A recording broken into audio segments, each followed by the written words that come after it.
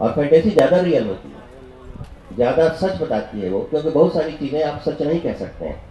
क्योंकि सच आप कैसे कहेंगे, आज का जो सच है आप कैसे कहेंगे? इतनी ज़्यादा पॉलिटिक्स, इतनी ज़्यादा इकोनॉमी, इतनी ज़्यादा इंफॉर्मेशन, इतना ज़्यादा आपाधापी, इतना ज़्यादा शोर, आप क्या सच कहेंगे? आपका सच कहते हैं ना, राष्ट्रमान ने कहा कि सच एक होता ही नहीं है।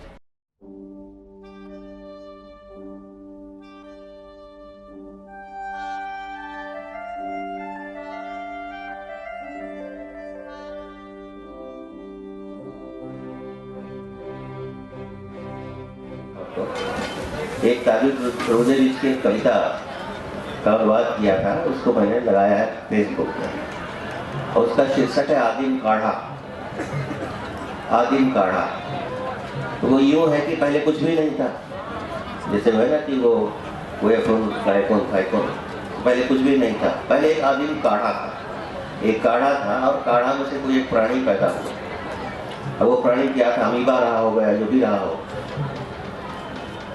और उसके बाद फिर ईश्वर आए, फिर मनुष्य आया, फिर नदियाँ आई, फिर उपन्यास आया, फिर राजनीति आई, बहुत सारी चीज़ें उस आदमी काढ़ा के बाद आती है। बहुत अच्छी करता है। और उसमें इतिहास भी आया, उसमें बहुत सारे तानाशाह आए, उसमें लोकतंत्र भी आया उस आदिम काढ़ा के बाद। तो अगर आप ध्यान दें तो कविता और कहानी, इनके साथ भी भाषा जो आदिम काढ़ा थी पहले, जब भाषा नहीं थी, लिपियाँ नहीं थी। अब वहाँ से क्या पैदा हुआ, कहानी पैदा हुई कि कविता पैदा हुई कि और कोई चीज़ पैदा हुई कि नाटक पैदा हुई, बड़ा मुश्किल है कह पाना। लेकिन एक चीज़ मैं आज ही पढ़ रहा था, मानस फिराक ने लिखा है कि जब जब बहुत संकट आते हैं किसी व्यक्ति पर या समाज पर या सभ्यता पर, तो दो चीज़ें एक साथ पैदा होती हैं। एक को कहते हैं दर्शन, फिलॉसफी, विचार, और दूसरी होती है कविता। तो कविता शायद बदलाव के सबसे करीब हुआ करती है, और इसलिए माना जाता है कि जब जब कोई बहुत उथल पुथल होने वाली होती है, बहुत ज़्यादा गुस्सा या बहुत ज़्यादा दुख या बहुत ज़्यादा खुशियाँ किसी समाज के भीतर, लोगों के भीतर होती हैं, तो दोनों चीज़ें पैदा होती हैं। कहा यह जाता है कि मनुष्य के संकट और मनुष्य के सुख का जो एंटीडोट है वो कविता है और फिलॉसफी है, दर्शन है। लेकिन यहाँ पर एक समस्या आ जाती है ये कि ये दोनों भाषा को ही क्लेम करते हैं, क्योंकि दर्शन जो होगा, विचार जो होंगे, विचारधाराएं होंगी, वह भी भाषा की ओर जाएंगे, और कविता तो भाषा पर केंद्रित है ही। ये लगता है कि जैसे दोनों एक दूसरे से टकरा रहे हैं, लेकिन ये टकराहट होती नहीं है। ये कहीं ना कहीं वो जो आवाजाही है वो दर्शन, विचार, कविता, कहानी, साहित्य, इन सब के बीच होती है, संगीत के बीच भी होती है। तो एक तो पॉइंट मैं ये कहना चाहता हूँ कि इस तरह की डायकोटॉमी करनी नहीं चाहिए। जो बहुत अच्छा गद्य लिखता है, बहुत अच्छी कहानियाँ लिखता है, वो दरअसल कविता ही लिख रहा होता है, और जो बहुत अच्छी कविता लिखता है वह कहानी या आख्यान ही लिख रहा होता है। कविता का पूरा जो इतिहास है वो नैरेटिव्स का है, आख्यान का है। और कहानियों का जो उद्गम है, अगर आप याद करें जो वाटर बेंजामिन ने कहा था, उसमें पहला शब्द है कहानी, यानी कहना। वो तो ये मानता है कि बोलने के साथ जब कान ने सुनना शुरू किया, अब जब वो कान के रास्ते से स्मृति में गई, तो कहानी को सबसे पहला मानता है। सबसे ज़्यादा उत्पादन जो हो रहा है, मत घबराइए आप कि सौंदर्य प्रसाधनों का हो रहा है या हिंसक औजारों का हो रहा है। सबसे ज़्यादा उत्पादन आज भी लैंग्वेज का हो रहा है, भाषा का हो रहा है। और जितना सारा व्यापार है, वह चाहे ग्लैमर का हो और कॉस्मेटिक्स का हो, चाहे रिलीजन का हो, चाहे फिलॉसफी का हो, चाहे राजनीति का हो, वह सब कहीं ना कहीं भाषा को ही अपना आधार बनाता है। इसलिए भाषा लगातार उत्पादित, पुनरुत्पादित होती चली जाती है। और इतना बड़ा कहा जाता है ना, जब बहुत ज़्यादा भाषा हो जाती है, जब बहुत ज़्यादा लोग बोलने लगते हैं, तो लोग बहरे हो जाते हैं, फिर सुनाई नहीं पड़ता कि कौन क्या बोल रहा है। बहुत अच्छा होता है, रोशनी बहुत अच्छी होती है, तो रोशनी में आप चीज़ों को देखते हैं। लेकिन कहते हैं जब इतनी अधिक रोशनी होने लगे तो अंधेपन को जन्म देती है। तो वो स्थिति है।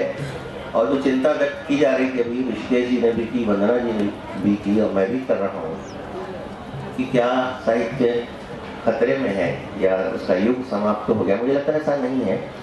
चीज़ें बदलती जा रही हैं। आप देखें सब कुछ बदल रहा है, हम भी बदले हैं, समाज बदला है, हमारे कपड़े बदले हैं, खाना पीना बदला है, बोल चाल व्यवहार हर चीज़ बदलती जा रही है। समाज की जो पूरी संरचना देखें, उसकी टेक्नोलॉजी हर चीज़ बदलती जा रही है।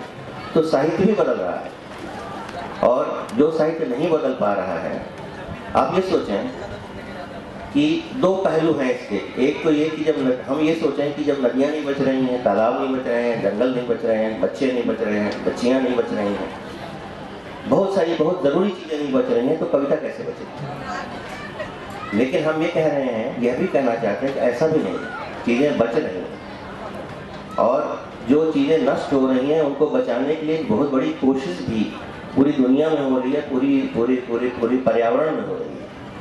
अभी कुछ दिनों पहले जब ट्रम्प जीते अमेरिका में, तो ऐसा लगा कि अब जैसे जो राइट विंगर्स हैं वो एक लगातार इनका पूरा ग्लोबल आधिपत्य होगा। लेकिन आप ध्यान दें, जिस दिन उन्होंने शपथ लिया, 678 जगहों में पूरी दुनिया के पूरे ग्लोब में प्रदर्शन शुरू हुए प्रतिरोध में, और उन प्रदर्शनों में महिलाएं थी, स्त्रियां थी सबसे आगे। तो हम यह भी देखें कि प्रतिरोध भी हो रहा है, यह न मान के चले। और कविता या कहानी या साहित्य, यहाँ तक के विचार भी कहीं न कहीं उस मनुष्य के साथ और उन वस्तुओं के साथ वो हमेशा जुड़े हुए होते हैं जिन्हें जो नष्ट हो रही है, जिन्हें नष्ट करने का प्रयास किया जा रहा है। अगर आप ये सोचें कि ओजोन की परत हम जानते हैं नष्ट हो रही है, क्योंकि हमने बहुत सारे ऐसे लग्जरी गुड्स का इस्तेमाल करना शुरू किया, तो उसमें छेद हो गया।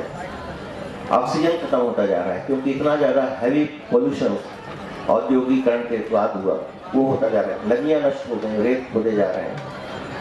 लेकिन इन्हीं नष्ट होती चीज़ों के बीच में एक चीज़ और है जो नहीं नष्ट हो रही है, वो है मनुष्य की जीवित रहने की आकांक्षा, desire to live, desire to survive. और साहित्य यही काम करती है कि हमेशा कठिन से कठिन समय में मनुष्य को जीवित रहने की आकांक्षा और उसकी इच्छा और उसका विश्वास उसे सौंपती है। ये मैं कहना चाहूँगा, ये कहानी का भी होता है शायद। प्रेमचंद के बारे में कहते हुए उनके आलोचकों ने यह कहा कि वो घृणा के प्रचारक हैं, और साहित्य तो समरसता की बात करता है, घृणा का प्रचार नहीं करता। प्रेमचंद ने इस आरोप को एक्सेप्ट किया। उन्होंने कहा कि हाँ, घृणा का प्रचार करने की जरूरत है, इस समाज में इस तरह की घृणा जरूरी है जो यथास्थिति को तोड़े। अब भी छतों पर आती हैं लड़कियां,